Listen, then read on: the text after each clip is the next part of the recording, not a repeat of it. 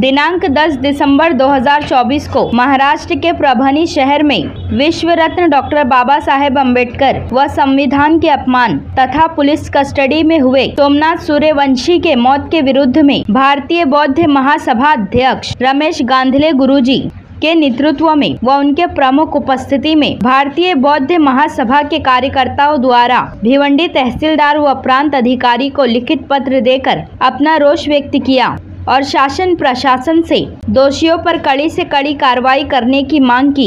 इस निषेध में मुख्य रूप से भारतीय बौद्ध महासभा सरचिटनीस राजू कांबले, कोषाध्यक्ष सुनील रणदीवे, संरक्षण प्रमुख बापू माने, माजी सरचिटनीस प्रमोद गायकवाड़, महिला अध्यक्षा सुनीता बचूटे, शांताबाई सावंत, निर्मला हटकर, शंकर कांबले, छनुबाई उघड़े, आनंदराव रणदीवे, राजेश जाधव, कावीरा गौली, शोसाबाई वाघमारे, नीलेश गायकवाड़ के साथ साथ भारी संख्या में भारतीय बौद्ध महासभा के कार्यकर्ता व पदाधिकारी उपस्थित थे। 10 डिसेंबर 2024 रोजी परभणी या ठिकाणी डॉक्टर बाबासाहेब आंबेडकरांच्या पुतळ्याच्या समोर भारतीय संविधानाचे शिल्प आकारलेला आहे। हा पुतळा कलेक्टर ऑफिसच्या जवळ आहे। या पुतळ्याची त्या शिल्पाची विटंबना झाली म्हणून एका रिक्षावाल्याने त्या ठिकाणी पाहिलं आणि पाहिल्याच्या नंतर जो चोप देत होता, या शिल्पाची विटंबना करत होता, त्याला जागेवर पकडलं।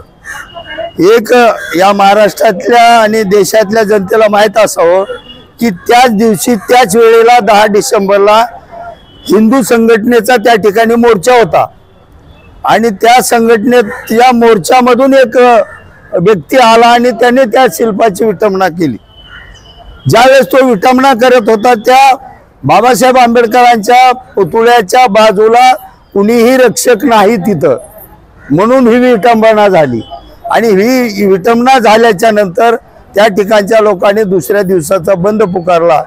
बंद ज्यावेळेस विटंबना भारतीय संविधानाची होते त्यावेळेस या देशातले जे पंतप्रधान आहेत, देशाचे पंतप्रधान आहेत, जेवढे मंत्रिमंडळ आहे, जेवढे आमदार खासदार आहेत, निवडून येता वेळेस शपथ घेता वेळेस संविधानाला नतमस्तक होतात आणि अशा वेळेला जर परभणीमध्ये संविधानाच्या शिल्पाची विटंबना होत असेल तर हे लोकप्रतिनिधी काय करतात, प्रशासन काय करते आणि हे याने कुठलेही त्यांच्या मनावर नाही। आता तुम्ही बघता भिवंडीची परिस्थिती, भिवंडीमध्ये बाबासाहेब आंबेडकरांना मानणारे फक्त बौद्ध लोक याचा निषेध करतात, बाकीचे त्यांच्याकडे बघतात। हाच प्रकार 10 डिसेंबरला झाला। शिल्पाचा तोडफोड झाली आणि बाकीचे सगळे शांत राहिले आणि दुसऱ्या दिवशी ज्यावेळेस मोर्चा बंद आयोजित केलं त्यावेळेस जाणून बुजून बाबासाहेब आंबेडकरांच्या मानणाऱ्या लोकांना बदनाम करण्यासाठी त्या मोर्चामध्ये काही जातीवादी लोकांनी,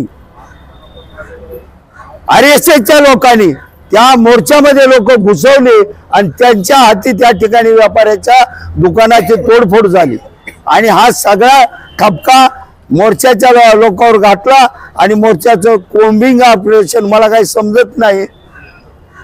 अरे या पोलीस यंत्रणा, पोलीसचे लोक आहेत, पोलीस यंत्रणा आहे, ज्यावेळेस मोर्चा निघतो कोण तोडफोड करतो, काय करतो, गोपनीय विभाग असतो ना, त्या गोपनीय विभागाने त्यांची टिप्पणी करावी। मी माझा सख्खा भाऊ असू द्या, त्या गोपनीय विभागाने त्यांची टिप्पणी करावी, त्यांचे फोटो काढावेत आणि 4-2 दिवसाला त्याला उचलावं ना।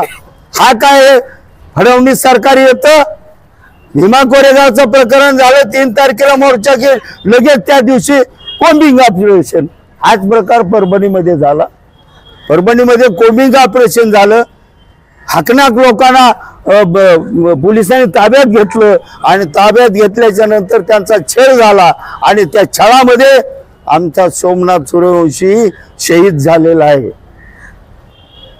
सोमनाथ सूर्यवंशी शहीद झाला, या शहीद होण्याला कारणीभूत या ठिकाणचं शासन प्रशासन, पूर्ण पोलीस यंत्रणा, महसूल यंत्रणा ही जिम्मेदार आहे सगळा प्रकार घडत असताना। आणि म्हणून हे सगळ्या प्रकार थांबले पाहिजे, कोम्बिंग ऑपरेशन थांबलं पाहिजे। त्याचप्रमाणे जो आमचा सोमनाथ सूर्यवंशी त्या ठिकाणी शहीद झाला, हा कशामुळे झाला, काय झाला, पूर्ण त्या ठिकाणी तर केलंच आहे, परंतु जे परभणीच्या लोकांनी त्या ठिकाणी यंत्रणा राबवली, शासकीय यंत्रणा, असं झालं पाहिजे म्हणून आम्ही भिवंडीच्या वंचित बहुजन आघाडीच्या वतीने आणि भारतीय बौद्ध महासभेच्या वतीने या ठिकाणी प्रत्येकाने वेगवेगळं आपलं निवेदन दिले। पण आम्हाला खेद वाटतं, पुन्हा एकदा वेळ थोडा येतोय की हे फक्त बाबासाहेबाला मानणारेच लोकांनी करायचं का? लोकांना माझा प्रश्न आहे, बाकीच्या लोकांनी का करत नाहीत? की संविधानाचा अपमान झाला तर संविधानाचा अपमान झालेली चीड ह्या लोकांना येत नाही, ज्यांना येत नाही त्यांचा मी निषेध करतो। जय भीम। भारतीय बौद्ध महासभा भिवंडी शहर शाखेच्या वतीने आणि वंचित बहुजन आघाडीच्या वतीने आम्ही भिवंडीचं जे प्रशासन आहे या प्रशासनाला आमचं म्हणणं मुख्यमंत्र्यापर्यंत पोहोचवावं यासाठी एक निवेदन पत्र घेऊन आलेलो आहोत। याचं कारण असं आहे की परभणीमध्ये जो 10 तारखेला प्रकार घडला तो अतिशय निंदनीय प्रकार आहे। ज्या संविधानाची आम्ही शपथ घेतो, ज्या संविधानाचा आम्ही मान राखतो, ज्या संविधानावरती आमचं सगळं चालतं आणि त्या संविधानाची विटंबना होत असताना प्रशासन काय करतं? बरं, विटंबना केली कोणी त्याच्याकडे लक्ष न देता आमच्या आंबेडकरी जनतेच्या वस्तीमध्ये जाऊन कोम्बिंग ऑपरेशन करणं हे किती अगदी खालच्या थराचं आहे हे प्रशासनाला कळायला पाहिजे।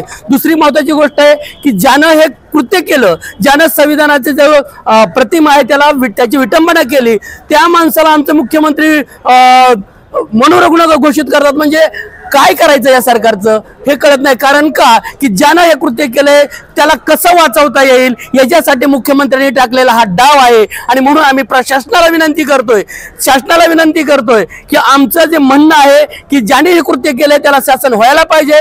आमचे जे कॉम्बिंग ऑपरेशन करून ज्या आमच्या लोकांना म्हणजे त्रास दिलेला आहे त्याच्याबद्दल शासनाने दिलगिरी व्यक्त करायला पाहिजे। आणि आमचा जो सोमनाथ सूर्यवंशी त्या शहीद झालेला आहे त्याच्यासाठी शासनाने त्याच्या घरच्यांना काहीतरी सहाय्य करायला पाहिजे आणि असा प्रकार होऊ नये याच्यासाठी दक्षता घ्यावी। म्हणून आम्ही हे भारतीय बौद्ध महासभेच्या वतीने आमचं म्हणणं शासनापर्यंत पोहोचवत आहोत आणि शासन याची दखल घेईल अशी अपेक्षा व्यक्त करतो। जय हिंद, जय भीम।